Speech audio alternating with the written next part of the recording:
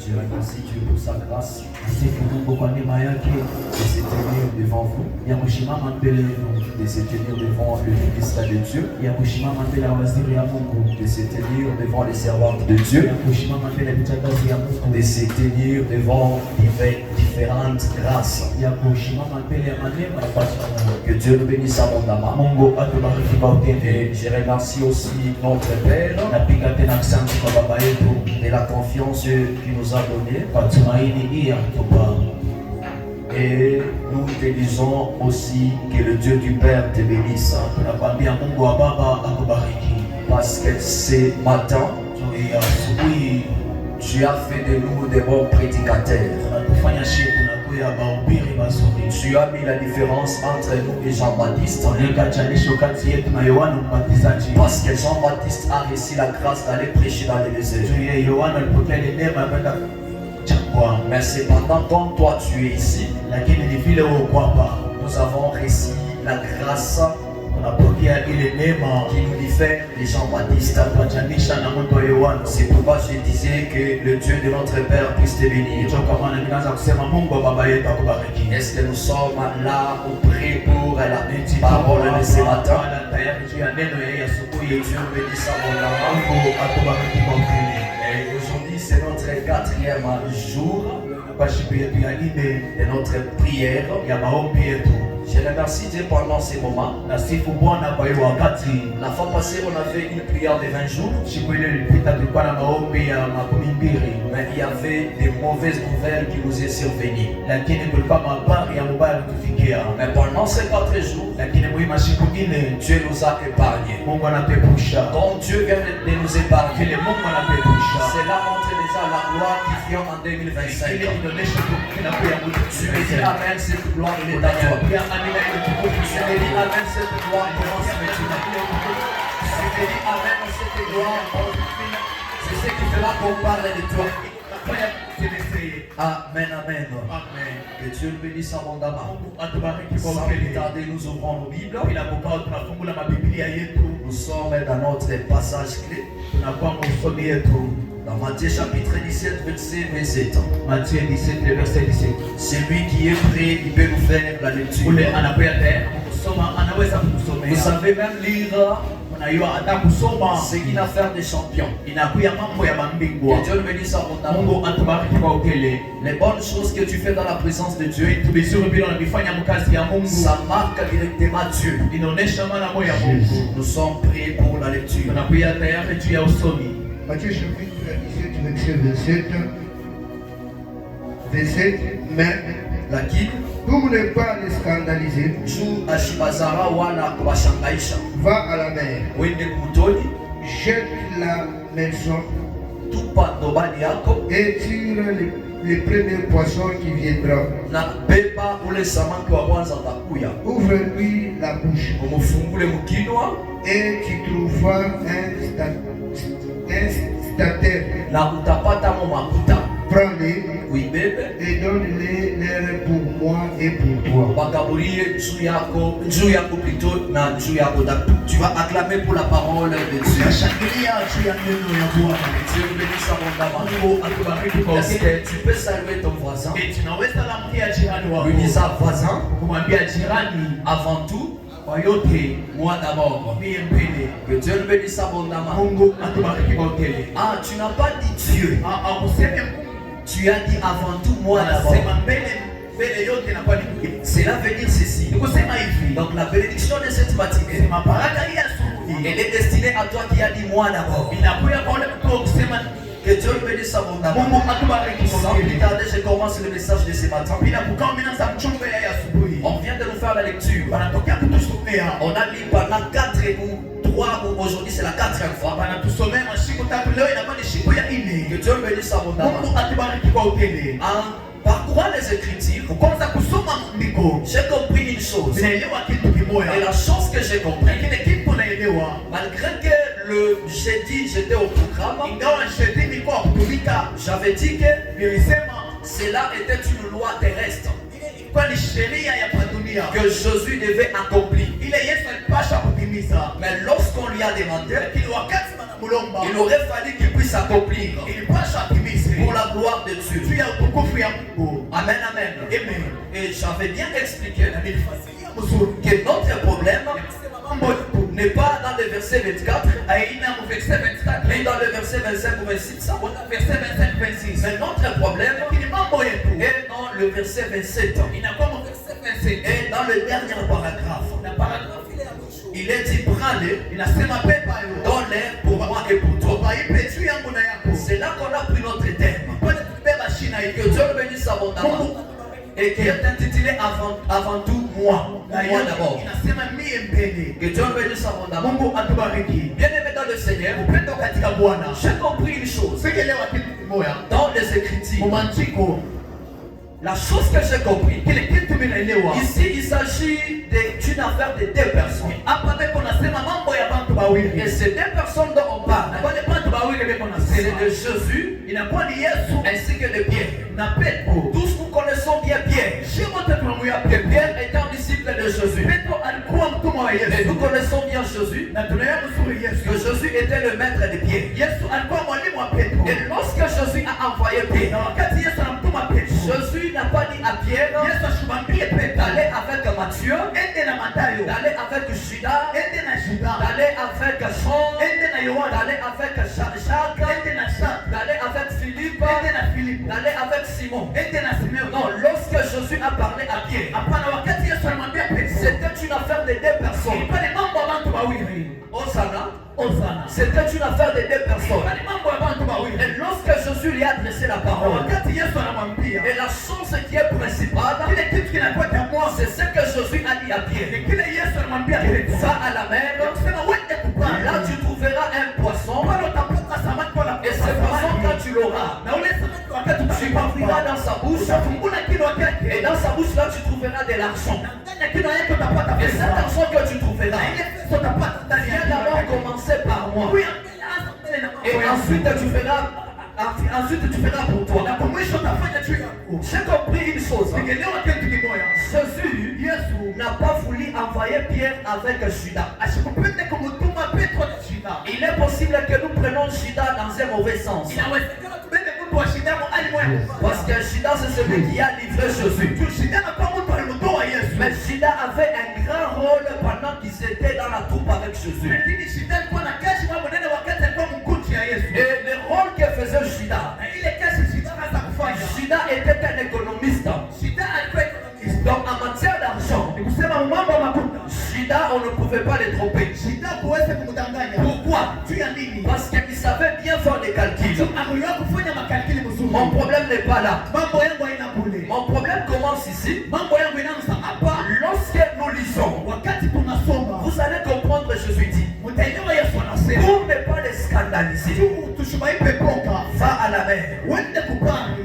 et prends l'hameçon, Na pepa ndobani. plutôt jette l'hameçon, Tupa ndobani mumasi. tire le premier poisson Na pamba samaki wa qui kwanza. viendra à toi, Ule atakuchofa mbele yako. ouvre-lui la bouche, Afungule tu kinywa. trouveras un stataire, Utapata pesa. prends-le, et donne-l'air pour moi et pour toi. Nalipa juu yangu na yako. Notre problème commence Mambo yetu inaanza. lorsque Jésus dit va. Wakati Yesu anasema wende. Cela montre que Jésus a envoyé. Ni pale inaonyesha Yesu anamtuma. Par là, j'ai compris une chose. Pale ninaelewa kitu kimoja. Lorsque Jésus envoie quelqu'un, Wakati Yesu anatuma mtu. il est possible que cette personne n'arrive pas à aboutir à la mission que Jésus lui a donnée. Inawezekana ule mtu asifike kwenye misioni Yesu alimupa. Qu'est-ce qui va faire que cette personne ne puisse pas terminer ou achever la mission? Nini itafanya kusema ule mtu ashishe misioni C'est yake? au travers de la compagnie qui va s'en charger. Ni kupitia ile bantu wa kumshindikisha Par atamfanya. là, nous voyons la personne d'Abraham. Ni pale tunaona mtu wa Ibrahimu. Dieu a appelé Abraham, Mungu anaita Ibrahimu. lui disant Abraham, Kumwambia Ibrahimu, quitte ton pays,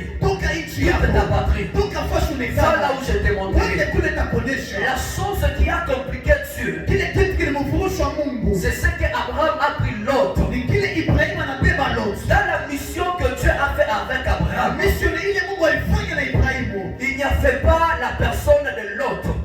Huyu mtu wa lote ashikukui pembeni Mais yake. ce qui a scandalisé Dieu, Lakini ile mshangaisha Mungu. et il a élastifié certaines bénédictions, Na analefusha mabaraka ingine. c'est parce qu'Abraham, Juu Ibrahimu. dans sa mission avec Dieu, Misioni yake na Mungu. il a pris la décision d'associer une autre personne. Ibrahimu alibeba mipango engeze mtu mwingine kumshindia. Bien-aimé dans le Seigneur, Seigneur, Upendo katika Bwana. j'aimerais te dire ceci ce matin. Napenda kuambia hivi asubuhi. Vous voyez, lorsque Dieu vous appelle, Unaona wakati Mungu anamwita, faites très attention ukebe ange. de prendre quelqu'un pour vous accompagner. Kubeba mtu ameshindikisha. Parce que l'affaire de Dieu Mambo ya Mungu ne consiste qu'à deux personnes. inaelekea mambo ya watu wawili. Raison pour laquelle au ciel, Ndiyo kwa maana kumbingu il y avait beaucoup d'anges. kulikuwa malaika Il y wangi. avait Abraham. Kulikuwa Il y Ibrahimu. avait Isaac. Kulikuwa Isaka. Il y avait beaucoup de prophètes. Kulikuwa manabii Mais wangi. lorsque Dieu a pris la décision d'envoyer Jésus, Lakini wakati Mungu anabeba mipango kumtuma il Yesu, n'a pas voulu que Jésus soit en compagnie. asikupenda Yesu amshindikishe. Pourquoi? Juu ya nini? Parce que la personne qui peut être en compagnie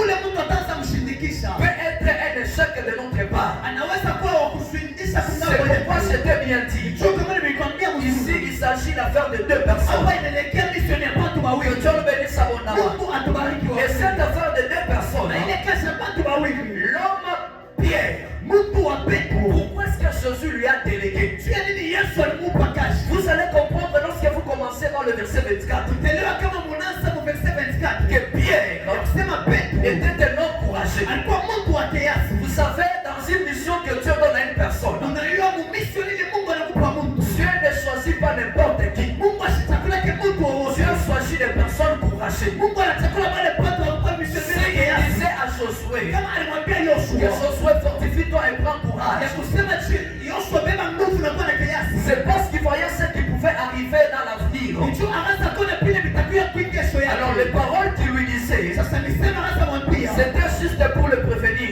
Juu ya kumtayarisha. Parce qu'ici sur la terre, So hapa kwa dunia on a ce slogan qui dit tunakuwa na misemo moja un inasema homme averti en vaut deux. mtu eko na enda kalamusha mara moja. Que Dieu bénisse abondamment. Mungu atubariki.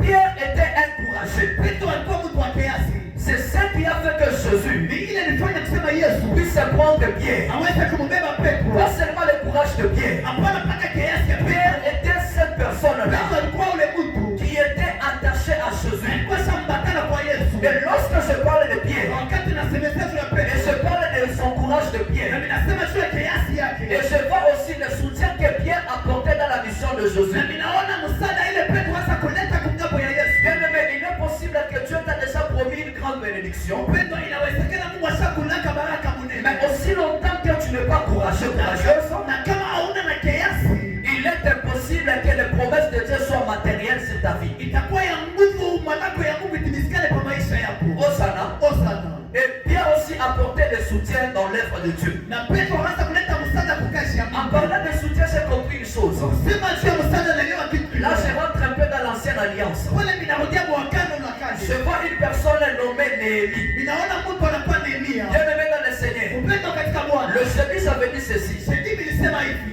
Avant tout d'abord Dieu. Yote mbele Mungu. Cela veut signifier ceci. Ile inaonyesha hivi. C'est de faire de Dieu notre priorité. Ni kufanya Mungu anakuwa wetu wa Et kwanza. lorsqu'on fait de Dieu notre priorité, Wakati tunambeba Mungu anakuwa wetu wa kwanza. cela veut dire on ne nous appartient pas à nous-mêmes. Ni vile inaonyesha tutelekeshe Donc penyewe. là, on commence à dépendre de Dieu. Wale tunaanza kuelekea juu ya Mungu. C'est là que j'avais un peu flashé avec un verset de Deutéronome 18, verset 13. Ni pale nilileta hiyo usomi ya Deuteronome 18 verset Et 10. lorsqu'on appartient à Dieu, Wale kama tunamwelekea Mungu. donc cela veut dire tout ce que nous avons, Pale inasema yote tuko nayo. ça doit aussi contribuer dans le royaume céleste. Inapaswa na hiyo ielekee kumbingu. Néhémie était cette personne-là Nehemia alikuwa ule mtu qui menait une vie joyeuse. anaanza kuishi maisha ya mzuri. Pourquoi? Parce qu'il était dans le palais royal. Juu alikuwa mnyumba mfalme. Je suis dans Néhémie chapitre 1 Na kwa Nehemia chapitre 1. et je commence à descendre. Na mimi naanza kushuka. Néhémie menait une vie joyeuse. Nehemia alikuwa na maisha mzuri. Mais ce que j'ai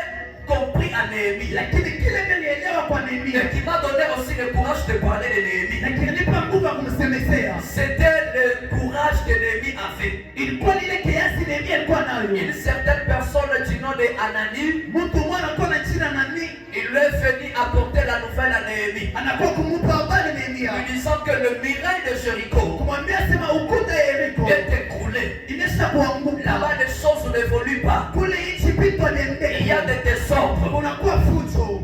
Osana, Osana. niko rapide sana. Je suis rapide. Et Dieu vous aide. Mungu atusaidie. Et lorsqu'on est venu apporter la nouvelle à Néhémie, Na wakati wanakuwa kumwambia habari Nehemia. Néhémie comme était une personne qui avait déjà a compris l'importance de Dieu. Vous savez, faire de Dieu notre priorité, c'est lorsqu'on connaît son importance. Si on ne connaît pas l'importance de Dieu, il est possible de mettre Dieu dans la première position dans nos vies. Néhémie connaissait l'importance de Dieu dans sa vie. Pas seulement dans sa vie, mais par rapport aussi à son peuple. Raison à laquelle lorsqu'on est venu lui annoncer la nouvelle de chez lui, la Bible dit Néhémie a commencé à pleurer. Dieu me met dans le Seigneur. Pour faire de Dieu notre priorité, la première caractéristique qui doit nous caractériser, c'est l'amour. Si on n'a pas d'amour envers Dieu, il est tellement difficile qu'il soit notre priorité. C'est pourquoi j'avais dit ceci le Jésus. Qu'il y avait un jeune homme riche. Il a suivi Jésus. Il lui a dit, maître, qu'est-ce que je peux faire pour hériter le royaume de Dieu? Jésus lui dit, tu dois seulement obéir au commandement. Et cet homme riche a dit, j'ai fait ou j'ai observé ces choses depuis que j'étais enfant. Bien aimé dans le Seigneur, parfois nous disons que nous aimons Dieu. Ce n'est que dans les paroles, par les lèvres. Aimer Dieu, c'est entrer en action. Que Dieu le bénisse abondamment. Aussi longtemps que tu dis que tu aimes Dieu, mais tu n'es pas en action pour manifester cet amour. Donc ce que tu dis, je serai désolé de t'annoncer, mais ce n'est que le mensonge. Lorsque Jésus a dit à ce jeune homme qu'il va vendre tout ce que tu possèdes, donne l'argent aux pauvres, et puis suis-moi. Ce jeune homme, la Bible dit, il est parti sans dire ni A ni O. Mon problème n'est pas là-bas. Je suis en train de parler de Néhémie. Lorsque Néhémie, on lui a annoncé la nouvelle de Jérusalem. Vous savez, lorsqu'on aime Dieu, Dieu nous donne des révélations futures. Lorsque Néhémie a appris seulement le mot Jérusalem, par l'amour qu'il a fait de Dieu, il est allé directement dans le livre de l'Apocalypse. Malgré qu'on n'avait encore pas écrit ce livre, mais il a compris ceci, que la nouvelle vie dans laquelle ceux-là qui ont crié en Seigneur Jésus-Christ vont habiter. Ce n'était pas Capernaum, ce n'était pas Galilée, ce n'était pas Sidon, c'était Jérusalem. Mais lorsque Néhémie est entré dans la révélation, il a dit ce nom est tellement important. La Bible dit il a commencé à pleurer. Il a fait des chaînes. Et après les chaînes, il était dans l'obligation de laisser ce qu'il faisait dans le palais royal pour aller construire cette muraille. Quand là j'ai compris une chose. Vous savez, lorsqu'on fait de Dieu notre priorité,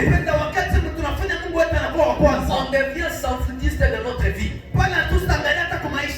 C'est là où la Bible dit, c'est lui qui veut conserver sa vie, la perdra. Mais celui qui veut la perdre pour moi, la conservera dans le futur. Donc Néhémie a compris une chose, qu'avant des titres terrestres, mais tant que l'œuvre de Dieu m'attend pour aller faire, cela ne me sert absolument à rien. C'est là qu'il a pris la décision de parler avec le roi, de lui dire, oh cher roi, j'ai effectuer chez nous. na kuwa na kazi ya kufanya kwetu. Je comprends une chose. Naelewa kitu Pendant kimoja. que je viens de parler de chez nous, Wakati mnasema juu ya kwetu, bien aimé, vous savez, sur la terre, mpenda mnayo hapa dunia, nous sommes des invités. tunakuya pale Nous wanaalikwa, sommes des étrangers. tunakuya bageni. Un jour, Siku moja nous allons rentrer chez nous. tutarudia hata kwetu. Alors si toi, Kama wewe pendant que tu es étranger, wakati uko mgeni, tu ne penses pas à chez toi, auwazie kwako, tu ne penses pas à comment est-ce que chez toi ça évolue, auwaze vile kwako vitu tu vinaendeka, ne penses pas à comment est-ce que quand tu vas rentrer, où est-ce que tu vas dormir, auwaze kwa wakati utarudia pale utalala, là ça devient dangereux. pale inakuya hatari. Que Dieu me bénisse abondamment. Mungu atubariki. Néhémie a pris la disposition Nehemia alibeba mipango d'aller arranger chez soi. ya kwenda kutengeneza kwako. Que Dieu me bénisse abondamment. Mungu atubariki kwa À upendo. l'exemple, on peut nous dire, Kwa mfano wanaweza kuambia, vous voyez les taux de l'église, mnaona Malata kanisa malgré que nous sommes en tôle, inao tuko pa Malata, mais il y a des tôles qui contiennent des trous. lakini kuna kwile Malata na mangungu. Par exemple, vous voyez les rideaux d'ici. Kwa mfano mnaona mapasile na kwa Si kumpezi. nous suivons bien la décoration, Kama tunafuatilia mzuri kupamba ifasi. cela ne correspond pas. Ile ayenee mzuri. Mais celui qui a la valeur de chez soi Lakini ule anakuwa na bei ya kuheshimia kwa fera de son mieux pour donner chez soi l'importance. atafanya yoyote tu afanye kwako kukuye Que kuzuri. Dieu bénisse abondamment. Mungu atubariki kwa upendo. Néhémie, il est parti. Nehemia anenda. Il a abandonné d'abord ses intérêts. Anacha mbele vyake. Il a abandonné d'abord ce qui lui était primordial pour lui. Anacha vile vilikuwa vizuri vyake. Il a dit, je dois m'occuper des choses qui sont nécessaires. Anasema inapaswa nitelekee na vile vitu vinakuwa vya Il kusaidia. est parti pour construire. Anenda kajenge. Et pendant qu'il est parti, Na wakati anenda, il a pris de Dieu, il a montré que Dieu, il était réellement sa priorité. anabeba Mungu, anaonyesha sema Mungu alikuwa wake wa kwanza. Faire de Dieu notre priorité, Kufanya Mungu anakuwa watu wa kwanza. c'est entrer dans le champ pour y cultiver. Ni kuingia mshamba na kulima. Bien aimé dans le Seigneur, Upendo katika Bwana. vous savez, lorsqu'on fait de Dieu notre priorité, Unajua wakati tunafanya Mungu anakuwa wetu wa il est kwanza. même difficile qu'on puisse lui priver de ce qu'on a. Inakuwa kigumu tumkatalie pile tuko navyo. Parce qu'on sait que ce qu'on a, Ni tu tunayo pile tuko ce navyo. n'est que Dieu qui nous les a donnés. Mpaka Mungu tu alitupa. Il y avait un homme, Kulikuwa mtu et mmoja. cet homme c'est Abraham. Na huyu mtu ni Ibrahimu. Il a pris du temps pour donner naissance. Anabeba wakati ya kusali. Mais un jour, Dieu Lakini siku mwa Mungu lui a visité. anampekua. Et la promesse a été réalisée. Ati natikisika. Et il a donné naissance à un fils. Anasala mtoto mwanaume. Un jour, le même Dieu Na siku moja Mungu moja qui lui avait permis qu'il puisse donner naissance, ule aramurusaka asale. il lui a demandé le même fils. Anamulomba mtoto moja moja. Aujourd'hui, qu'est-ce qu'on dira? Leo nini watasema? Ça, ce n'est pas Dieu. Hii haina tena Je dois Mungu. d'abord aller consulter certains serviteurs de Dieu. Napaswa nikaulize mbele watumishi wengine C'est basi. ça comme tous on fait, non? Ni sisi wote vile tunafanya. Osana. Osana. Mungu tu anakubariki anakupa hapa $100. Dieu te bénit aujourd'hui, te donne $100. Unakuwa kukanisa, Tu viens à l'église, ndio unafanya appel des fois à $100. on demande un appel des fois de $100. Tutasema hii mbele hii mimi na Là, sasa. tu diras là, ce n'est pas encore Mimi Dieu. napasha pe kwenda kuuliza watumishi Il faut wengine. que je pas consulter d'autres serviteurs de Dieu. Que Dieu me bénisse abondamment. Mungu atubariki Soit kwa Mungu upendo. anakubariki anakupa motoka. Soit Dieu te bénit, te donne un véhicule. Anakwambia sasa wewe ile motoka kwa mtumishi wako. Prends le véhicule qu'il donne à mon serviteur. Yaani hautaenda kutafuta watumishi wa Tu kukaboto. ne peux pas aller suivre les serviteurs de Kaboto Juu ya kulizisha kwa mzuri. pour consulter très bien l'Éternel. Que Dieu me bénisse abondamment. Mungu atubariki kwa Mais upendo. Abraham, Lakini Ibrahimu c'est lui qui avait déjà fait de Dieu sa yeye priorité. alimfanya Mungu alikuwa mbele wake wa kwanza. Il a dit, Anasema ce que je, ili kunayo ce n'est que Dieu qui me l'a donné. mpaka Mungu ananipa. Et si encore il me le Na demande, kama nililomba tu, je n'ai aucune raison pour lui interdire. sina na sababu ya kumwambia tu nimkataze. Bien aimé dans le Seigneur, Pendo katika Bwana. des fois faisons attention. Mara nyingine napaswa tukebe ardhi. Lorsque Dieu nous appelle en secret Wakati Mungu anapita msiri. et il nous dit de faire quelque chose, Anakuambia tufanye kitu kimoja. et on prend les choses qui ont été dites en secret, Na tunabeba kile kitu anatuambia kwa msiri. on part à divulguer ça au dehors. Tunaenda kisema nje. Cela aussi c'est un choc dans notre mission. Kile kinakuwa tena kibaya mumisioni yetu. Abraham a compris une chose. Ibrahimu anaelewa kitu kimoja. Il est venu dans notre verset de base, Matthieu chapitre 17, Matthieu chapitre 17, verset 27. Anakuwa msomi yetu Matthieu chapitre 17 verset 27. Il s'est dit, ce que Dieu m'a demandé, Anasema kile c'est une affaire uniquement de 2 personnes. inakuwa ni kazi ya watu wawili bure. Je n'ai aucun intérêt de parler avec ma femme. Sina na kile tapatia kana mwambia bibi yangu. Raison à laquelle Na nicho kwa maana le jour que Dieu lui a fait dire était accompli. siku ile Mungu alimwambia natimizika. Et il était dans l'obligation d'aller accomplir la parole de Dieu. Na pale ilipaswa ndakatimize misemo ya Mungu. Le matin comme ça, un bon matin. Asubuhi ya hivi kama asubuhi ya vizuri. Ce que je pense, Ina nasania si Abraham avait le comportement de nous les Congolais, kama Ibrahim alikuwa na tabia si Wakongomani. il devrait d'abord prendre ses serviteurs. Atakubeba mbele watumishi wake. Il les met d'abord en avance de lui. Anawatangulisha. Et il dit à Sarah, Na anamwambia Sara, Sarah, on arrive tout justement quelque part ici tunafika tu fashi moja et on revient. na tunarudia. Que Dieu nous bénisse abondamment. Mungu atubariki. Osana.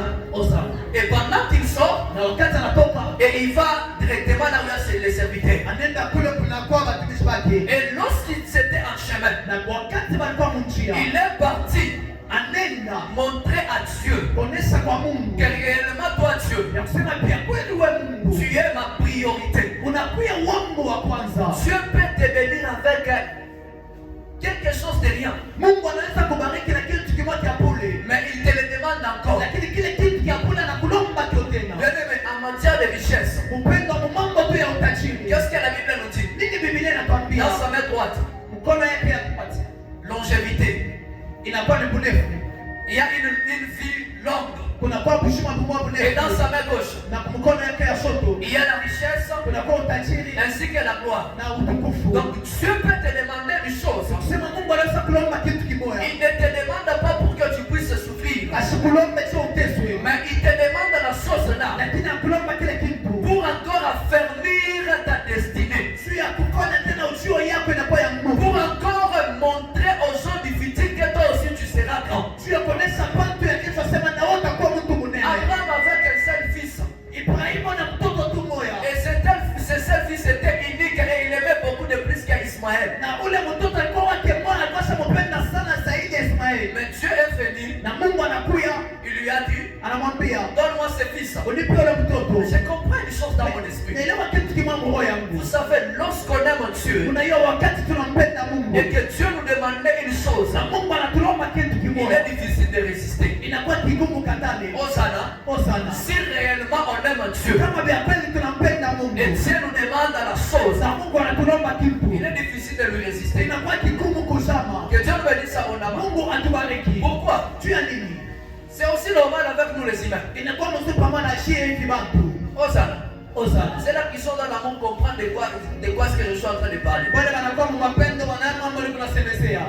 Un frère peut priver l'argent à ses petites sœurs, ses petits frères, Ndugu anaweza kuima makuta walokwake wanaume wanamuke, mais lorsqu'il a une copine quelque part, lakini wakati anakuwa bibi yake kumpembeni, l'argent qu'il n'a pas donné à sa mère, makuta ile alikatala kumpa mama ni yake, à un membre de sa famille. wanaenda kwa memba moja wa Si kizazi. seulement la copine lui demandait, Kama bibi yake anamlomba, il va donner sans hésitation. atamupa bila kushama. C'est comme ça aussi avec Dieu. Ile pamoja na Mungu. Lorsque réellement on aime Dieu Wakati vile tunampenda et Mungu que ya Dieu kweli, nous demande une chose, na Mungu anatulomba kitu, il est difficile de lui résister. inakuwa kigumu Pas kukatala. seulement nous envers Dieu, Hapana mpaka shie kwa Mungu, mais Dieu aussi envers nous. lakini Mungu kwetu Quelque part, nafasi ingine c'est là qui doivent d'abord aimer Dieu. wale wanapaswa mbele kumpenda Mungu C'est nous. ni shie. Parce que lui, Juu yeye il nous a déjà aimés depuis le commencement. asa kutupenda tangu mwanzo. Osana. Osana. Alors il attend cet amour en retour. Sasa eko na chunga ile mapendo kwetu. Je te dis ceci. Nakwambia hivi, Ton amour pour Dieu, mapendo yako juu ya Mungu c'est ça qui fera que Dieu puisse mettre certaines bénédictions en action. na ni vile Mungu atafanya aweke mabaraka ingine mutendo. Aussi longtemps que tu ne manifestes pas ton amour pour Dieu, Na kama aoneshe mapendo yako kwa Mungu, parce que lui il montre déjà ton amour, juu yako anaonesha mapendo yako. raison pour laquelle il te laisse la vie. Na ni choko maana anakuachia wazi kuishi. Si tu as des promesses de Dieu Kama anakuwa na maadhi ya Mungu. et ces promesses ont déjà daté, Na ile maadhi inaweza kukawa. bien aimé, regarde-toi un peu. Upendo changalie mbele. Est-ce qu'en toi réellement il y a l'amour que Dieu cherche?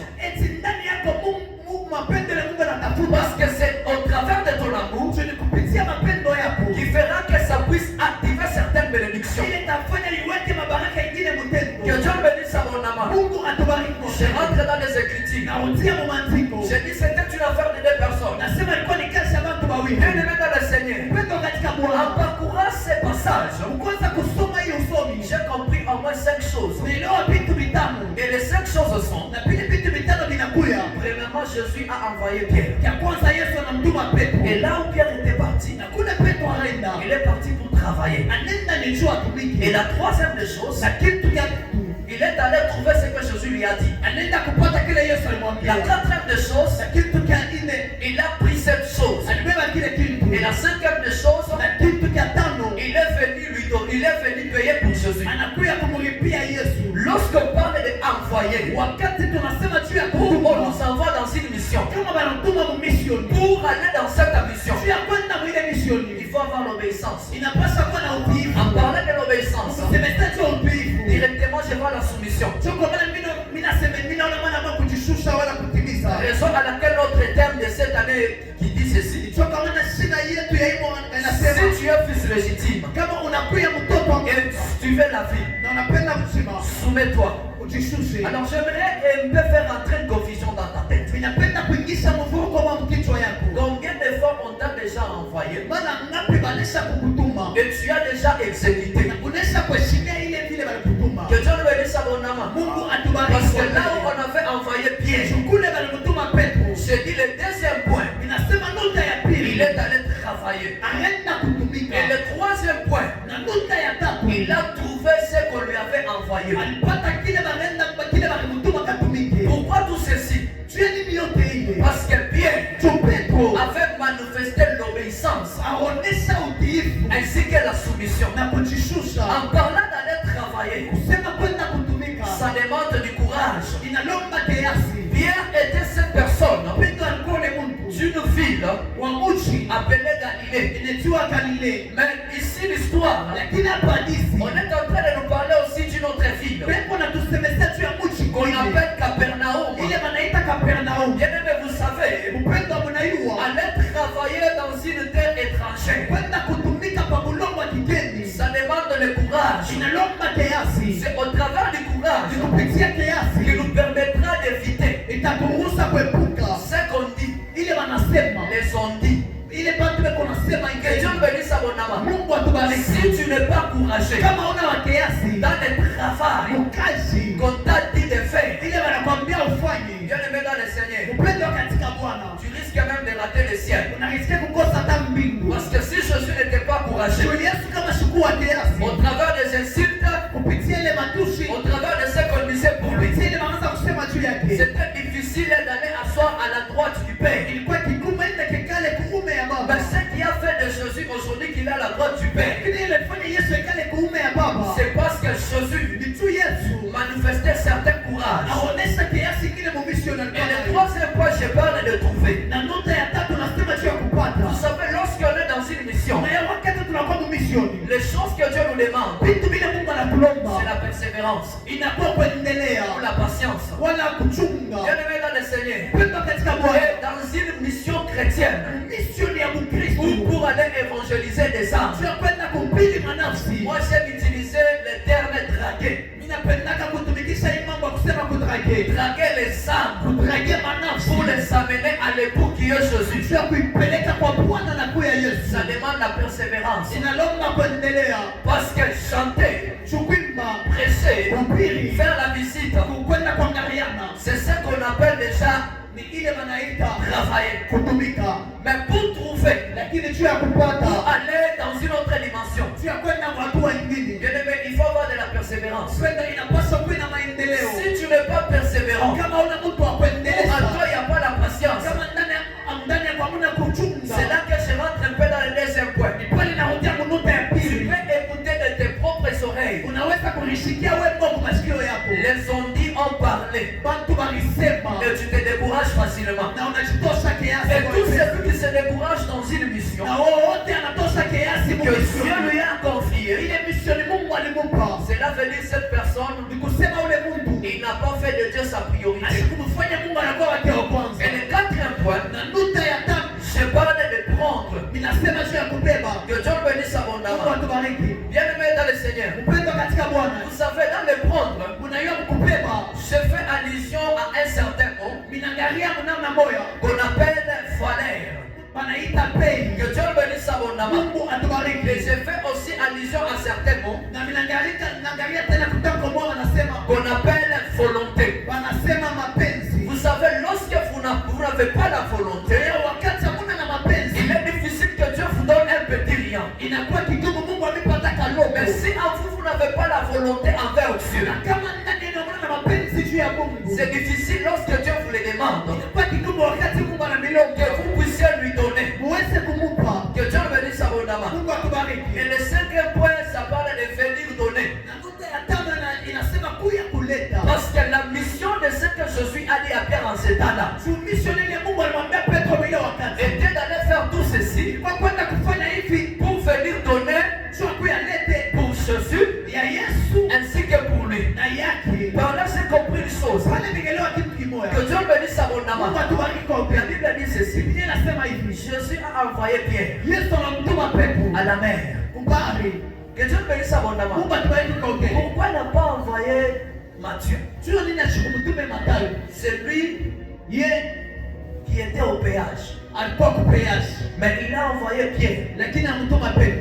Et là où il a envoyé Na Pierre, kule anamtuma Petro. ce n'est pas aller mendier. Haikuwa enda Mais kalombe. il lui a dit va à la mer. Anamwambia sema uende kubari. J'ai compris une grande révélation. Ninaelewa ufunuo wa mkubwa pale. Qu'est-ce que c'est la mer? Ni nini bari? Lorsqu'on parle de la mer, Wakati wanasema juu ya on bari, voit directement l'eau. wanaona mara moja mai. Mais lorsqu'on parle de l'eau, Wakati wanasema juu ya mai, cela m'amène quelque part pale pale nilipeleka fashi moja. dans Jean 4, verset 7. Jean chapitre 4 verset. Lorsque vous commencez à descendre, Wakati mnaanza kushuka on mkusoma. a dit Jésus un jour arrivé à Samarie. Wanasema siku moja Yesu anafika Que Msamaria. Dieu bénisse abondamment. Mungu atubariki. Et là, Na pale il a trouvé une femme anapata mke mmoja. qui était une Samaritaine. Alikuwa Msamaria. Ce que Jésus lui a demandé. Ile Yesu alimlomba. Oui, Jésus aimait l'argent. Kweli Yesu alipenda pesa. Jésus ne lui a pas demandé de l'argent. Yesu asikumlombe pesa. Jésus ne lui a pas demandé du parfum. Yesu asikumlombe Jésus ne lui a mafuta. pas demandé les vêtements. Yesu asikumlombe Jésus mavazi. ne lui a pas demandé les sandales. Yesu asikumlombe Jésus ne viatu. lui a pas demandé quoi que ce soit. Asikumlombe yoyote. Mais la seule chose que Jésus lui a demandé, Lakini kimoja kile Yesu alimlomba c'était non. ilikuwa mai. Que Dieu bénisse abondamment. Mungu atubariki. Malgré que la femme était déjà au but. Ingawa ule mke alikuwa Et kumwona. lorsque Jésus a demandé de l'eau à cette femme samaritaine, Wakati Yesu alimlomba mai kwa ule mwanamke Msamaria. la Bible me dira ceci. Biblia inaniambia hivi, Cette femme samaritaine ule mke Msamaria a voulu engager un palabre avec Jésus, oui, une dialogue avec Jésus. alipenda sasa tu kusumbura na Yesu. Il lui dit, Anamwambia, lorsque tu me demandes, maji unanilomba. tu sais, Unajua, vous les Juifs, wewe Bayuda, ainsi que nous les Samaritains, sisi on Basamaria, n'est pas dans une bonne relation. hatupatanake hivi Tu kusumbulia. sais pourquoi? Unajua nini? Parce qu'il y a des calomnies, Tu kuna kama shimango. il y a des querelles, Kuna kukukutana. il y a ceci ou cela. Anakuwa hivi na kile. Lorsque Jésus avait demandé à cette femme, Ile mai Yesu alimlomba ule mke. n'était qu'une autre chose que la parole. Ilikuwa kitu kingine kupitia misemo. Osana, Osana. nous sommes ensemble. Tuko pamoja. Lorsque Jésus avait demandé à cette femme, Yesu ile mai ya mlomba ule mke. c'était la parole. Ilikuwa ni neno. Raison à laquelle Jésus Na ndicho kwa maana Yesu lui a dit ceci. anamwambia hivi. Si tu savais celui qui te demande l'eau, Kama una yule mtu anakulomba mai. au contraire, c'est toi qui allais lui demander. Kusema ni wewe utaka Et kumlomba. pendant que tu vas boire cette eau, Na wakati utalomba utakunywa ile mai. chaque instant de ta vie, Kila wakati wa maisha yako. tu auras toujours la soif de boire cette eau. Utakuwa mpaka na kiu cha kunywa mai Parce que basi. l'eau dont je suis en train de te parler, Mai ni kuna kusemeza donne la vie. ikunaleta Oh, bushama. si c'est pas ce qui donne la vie, Sapo kama naliona ile la inaleta prophétie ne donne pas la vie. matapiga ilete Les bushama. révélations ne donnent pas la vie. Ufunuo ilete Mais ce bushama. qui donne la vie, Lakini inaleta c'est la parole. inakuwa ni neno. Raison à laquelle Jésus n'a pas voulu envoyer Pierre autre part. Asikupenda kutuma Petro Il fasi lui a envoyé quelque part. lakini anamtuma ni fasi Et là moja. où tu lui avais envoyé, Kule alimtuma c'était à la mer. ilikuwa ni kupari. Il était la parole. Ilikuwa kuneno. Bien aimé dans le Seigneur. Neno katika Et Bwana. la parole que Jésus lui avait envoyée. Neno ile Yesu alimtuma. Donc c'est comprendre une chose. Elewa kitu kimoja. Donc cela veut dire ceci. Kusema hivi. La parole que Jésus lui avait envoyé Pierre, Neno ile Yesu alimtumia Petro. c'était une autre chose que l'évangélisation. Ilikuwa kitu kingine wala kupeleka bali Je njema. dois bénir abondamment. Kama tubariki kwa Si Petro. Pierre Kama Petro. n'était pas parti évangéliser, Asikwenda kupeleka pour bali njema. annoncer la bonne faire. wala kutangaza habari njema. Ce qui veut dire la main. Ni kusema bali Avec l'hameçon, pamoja na mdopani Pierre Petro ne pouvait pas avoir les poissons. asiweze kulomba samaki. Osana. Osana. Yes. C'est terrible. Hein? Inakuwa ya nguvu.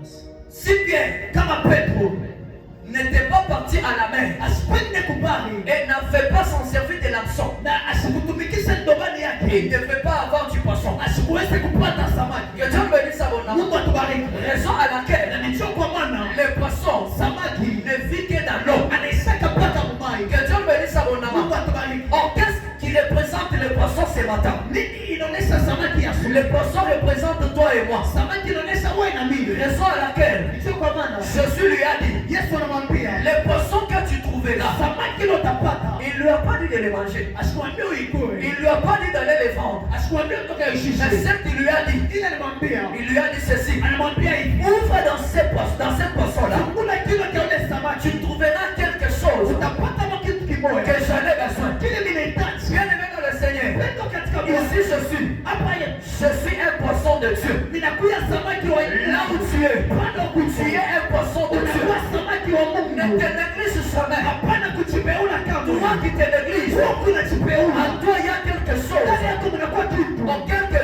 Dieu a dit Kile Mungu à alisema son serviteur, mon kwa papa, mtumishi wake Baba. Meshach, évangélise telle personne. Evangelize mtu fulani. Parce qu'à lui, Ndani yake il y a quelque chose que ça n'a besoin. unakuwa kitu kimoja Je vinahitaji. pensais que quelqu'un m'a compris. Na wasiyasema mtu mwananyelewa. Que Dieu bénisse abondamment. Mungu atubariki. À cet temps-là, Mwile wakati Jésus Yesu avait besoin d'une chose. anahitaji kitu kimoja. Et la chose Na kile kitu ne pouvait pas sortir de Joseph d'Arimathée. akiweze kutoka kwa Joseph d'Arimathée. Ne pouvait pas sortir de quoi que ce soit. Akiweze kutoka nafasi nyingine. Mais la chose que Jésus avait Na besoin kile kitu Yesu alihitaji. devait uniquement sortir dans un poisson. Ilipaswa kitoke ndani ya samaki. Que Dieu bénisse abondamment. Mungu atubariki. Qui a fait mis l'argent dans les poissons? Nani anaweka makuta mwa ule samaki? Que Dieu bénisse abondamment. Mungu atubariki. Qui a fait mis l'argent dans les poissons? Nani anaweka makuta mwa ule samaki? Hosanna. Osana. Ce n'est que Dieu lui-même. Ni kwake Mungu wewe. Raison à laquelle, Na ni choka moi Bwana. qui ai fait l'image de Dieu, Wewe unafashwa kwa picha ya Mungu. ne te minimise pas, Hapana kujishusha. ne te doute pas. Hapana kujiona sawa kule. En toi, Ndani yako il y a quelque chose d'important. kuna kwa kitu kizuri sana. Vous savez, Unajua? même si les gens ne parlent pas de toi aujourd'hui, Atapata waseme tu yako leo. mais il y a quelqu'un qui parle de toi, qui parle de toi quelque part. Lakini kuna kwa mtu yako na kusemesha Et cette personne qui est en train de témoigner de toi, na ule mtu anashuhudia juu yako. c'est Jésus. Anakuwa ni Il Yesu. est en train de témoigner de ta personne devant les anges. Eko anashuhudia juu ya mtu wako mbele ya malaika. Raison à laquelle, Na nisho kwa maana lorsque nous faisons les études par rapport aux anges, wakati tunafunza juu ya malaika. il y a des anges normaux Kuna kwa malaika pale wanapaswa bado mwali ya qui mzuri. sont là pour surveiller les humains. Wanakuwa pale tu kuangalia kwangu. Donc pendant que tu dors, Wakati unaweza kulala. parce que les anges font des postes, Chumba malaika bado na mafasi. Jésus convoque les anges, Yesu analika ba malaika. il dit, Anamwambia, avez-vous telle personne? eti mnaona mtu fulani.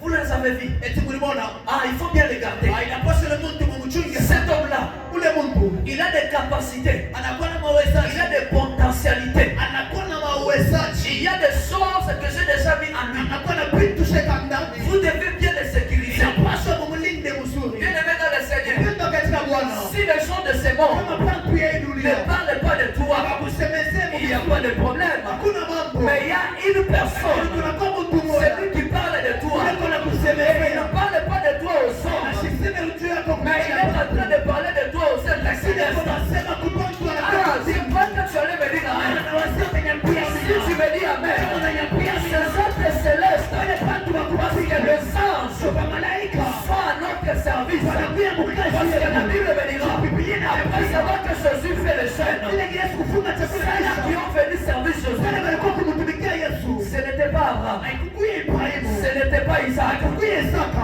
ce n'était pas Michel, Haikukuye Mishima. ce n'était pas Sophonie, Haikukuye Sofoni. mais ceux-là qui ont venu rendre service à Jésus, Wale walikuwa kufanya kazi kwa Yesu. c'était les anges. Ilikuwa kwa malaika. C'est des crates et c'est des clairs. Ninatangaza na ninasema. Toi, beaucoup de années, Wewe miaka ya mingi. tu n'as pas vu les choses d'en haut. Haukone vitu vya kumbingu. Tu me dis amen. Unanyambia mimi. Ce soir ça commence. hii jioni binafsi. Je dis Amen. Ananiambia mimi Les anges là au ciel. malaika kule kusini Ah, wanacheka je dis kusema Amen. ananiambia mimi Ah, c'est compris une chose. anaelewa kitu La kimoja. Bible me dira, Biblia inaniambia à un temps, wakati moja Jésus Yesu était arrivé à une piscine de Bethesda. alifika tu piscine ya Bethesda.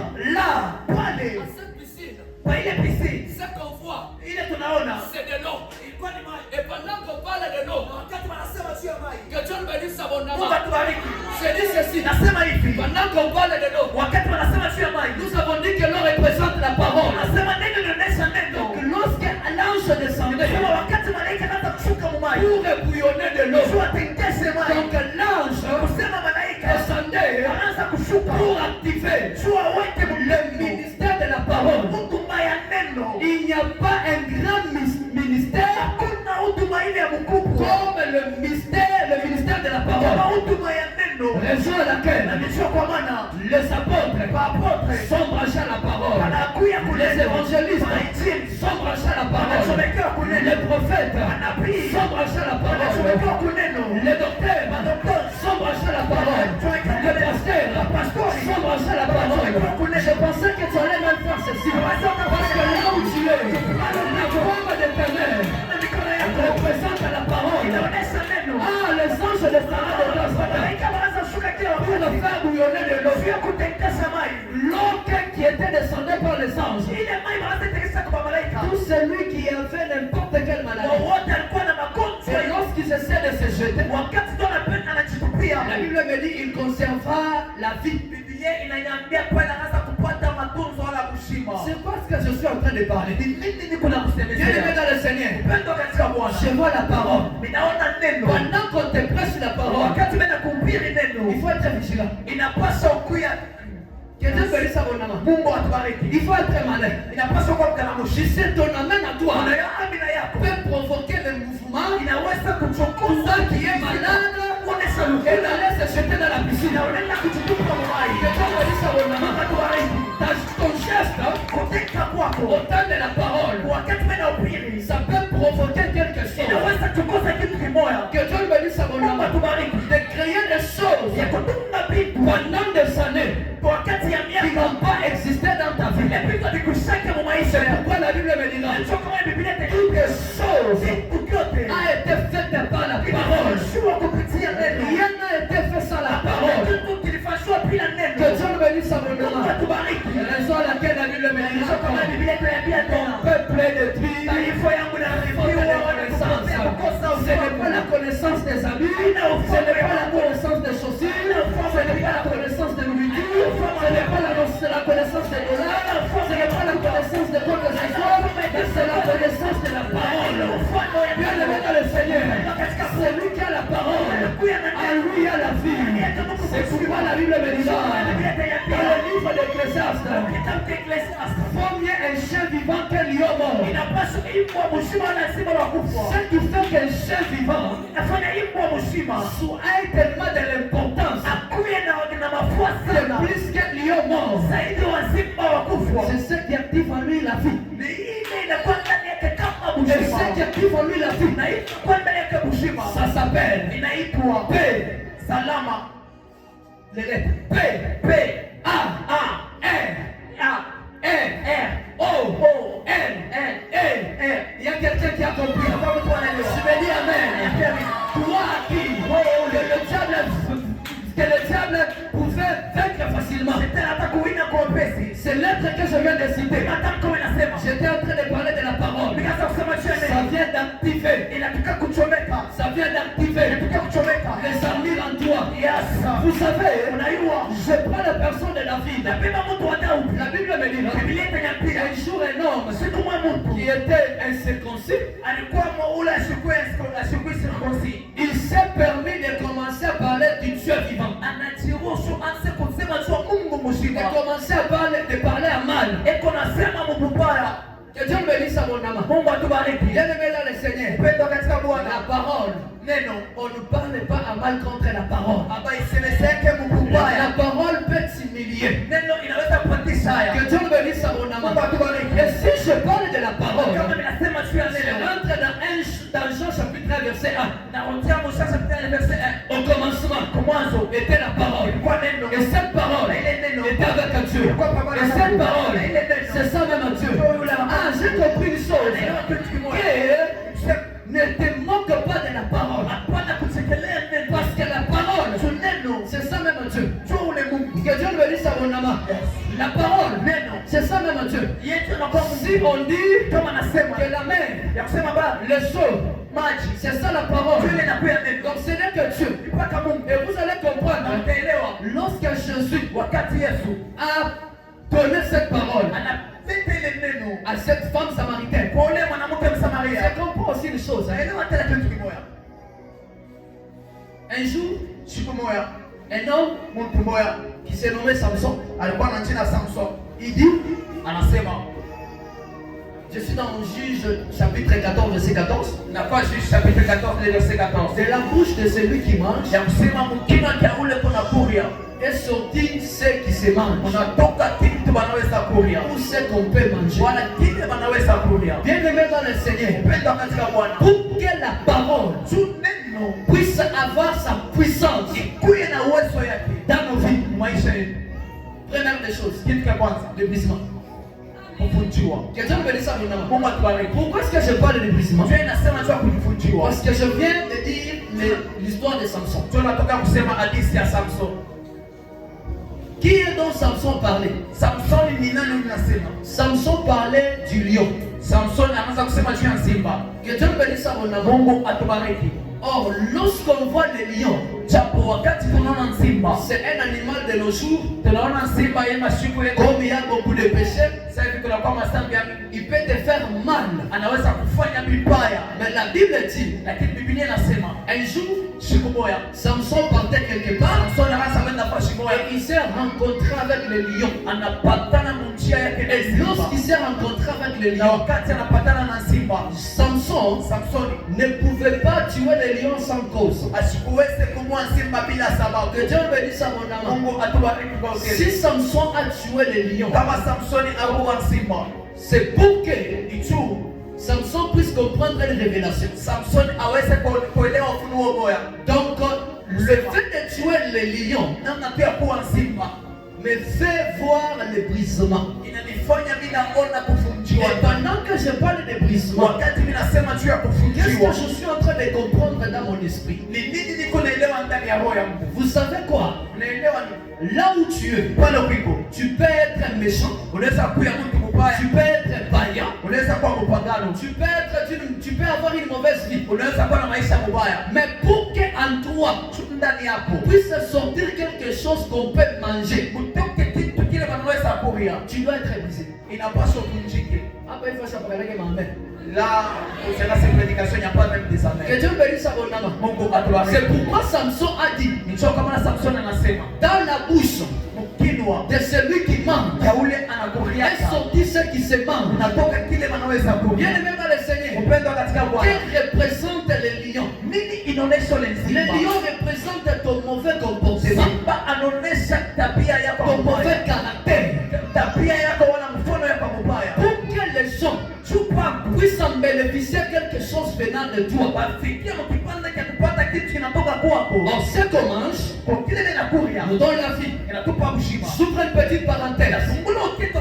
C'est là que l'homme de Dieu, c'était le premier jour, il a dit, il nous a prêché dans le livre de 1 Roi chapitre 17. Il a dit la femme de Sarepta, lorsqu'elle a parlé à Élie,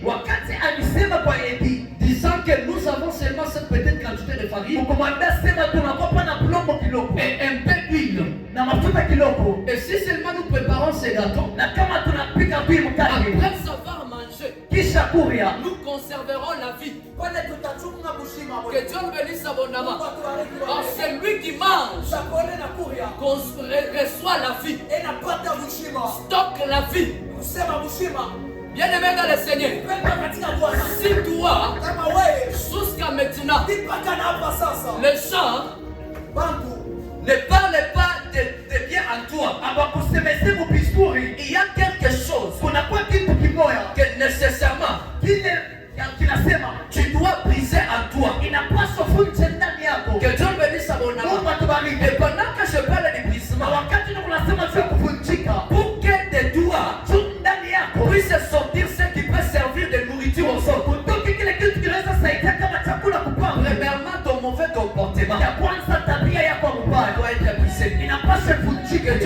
Mungu atubariki kote. Aussi longtemps que ton mauvais comportement, Na kama tabia yako ile ya ton mbaya, mauvais caractère mifano yako ya mbaya n'est pas brisé haiyavunjika par Samson. kupitia Samsoni, Bien-aimé, c'est difficile pour toi. mpende na kwa kigumu kwako. Quand toi, il peut sortir quelque chose qu'on peut manger. Ndani yako mtoka kitu wanaweza kuria. Que Dieu bénisse abondamment. Mungu atubariki Pour kote. que la chose qu'on peut manger sorte de toi, Kitu wanaweza kula kitoke kwako, tu dois premièrement être brisé. inapaswa kwanza vunjiwe Ces mauvais comportements, ile tabia ya mbaya, l'orgueil kiburi et d'autres choses que toi-même tu ne connais pas. na vitu vingine wewe ina uyue. C'est alors que lorsque tu seras brisé, Ni pale wakati utavunjika, maintenant en toi, sasa ndani yako peut sortir quelque chose qui se mange. unaweza kutoka kile kitu wanaweza Je kuria. commence à citer. Mimi naanza kukwisha. Pourquoi est-ce que Dieu, Jua nini Mungu? je rentre encore dans notre passage qui est la fondation. Minarudia musomi yetu ile na pia msingi. Pourquoi est-ce que Jésus Jua nini Yesu a fait dire à Pierre, alimwambia Petro, le premier poisson samaki wa kwanza qui viendra à toi, unatakuya kwako, prends-le, wamubebe, ouvre-le dans la bouche. fungula mkino yake. Tout ce que je venais de dire à tout à l'heure. Yote tunataka kusema. Pourquoi Jésus n'a pas préféré le second poisson, Jua nini asikupende samaki wa pili, le troisième poisson, samaki wa tatu, ni le dixième poisson? wala samaki wa kumi? Bien-aimé dans le Seigneur, Pendo katika Bwana, faire de Dieu notre priorité. kufanya Mungu anakuwa wetu wa Cela kwanza. veut dire la place que Dieu doit mériter à nous. Ni pale inapaswa nafasi ya Mungu inapaswa kuwa ya pili ndani yetu. C'est la première place. Ni nafasi ile ya En kwanza. parlant de la première place, Kukusemezea tu nafasi ya kwanza. celui qui est sur la première place, Ule anakuwa nafasi ile ya kwanza. c'est celui qui mérite toutes les choses qui sont premières. Ule anastahili vitu vyote vinakuwa vya La kwanza. raison à laquelle Dieu Sio kwa maana Mungu ou Jésus Bwana Yesu pouvait révéler aux enfants d'Israël pasha kufunulia watoto wa dans le Israeli livre d'Exode kwa kitabu cha Exode que tout ce que vous ferez comme produit de vos mains, ya kusema yote mtafanya inatoka kwa mikono que yenu. ce soit dans vos troupeaux, Ikuye bankondo, que ce soit dans les champs, ikuye mu mashamba. vous prendrez le premier produit. Mutabeba vile mtafanya vya kwanza vile vitatoka vya kwanza. C'est ce que vous me donnerez. Vile mtakuya kunipa. Bien-aimé dans le Seigneur, Upendo katika Bwana. Dieu se sent tellement très bon Mungu anajisikiaka mzuri lorsqu'une personne wakati mtu moya dans sa vie mu maisha yake lui donne la première place. eko nakupa ile fuashi ya Alors toi kwanza. dans ton cœur, Sasa wewe ndani ya roho yako qu'est-ce qu'il y a dans la première place? ni nini inakuya na kubeba fuashi ya Que kwanza? Dieu bénisse abondamment. Mungu atubariki kote. Il est possible que dans ton cœur, Inawezekana mu roho yako pendant ces derniers temps, muhimu wakati ya mwisho la première place, fuashi ya kwanza c'est le mariage. inakuwa bukweli. Le mariage sans Dieu. Bukweli bila Mungu. Ndio sikia wanasemanga hivi. C'est là où tu écouteras en toi. Kumbela kitumbula ni wapi? Tu connaîtras devant le peignet c'est où. Que Dieu nous bénisse abondamment. Mungu atubariki Malgré kote. le mariage, Ingawa bukweli. c'est lui qui doit être en avant. Ule anapaswa kuya kumbele. Premièrement, c'est Dieu. Ya kwanza ni Mungu. Malgré le travail, Ingawa kazi. c'est lui qui doit être en avant. Ule anapaswa kuya wa kwanza. C'est Dieu.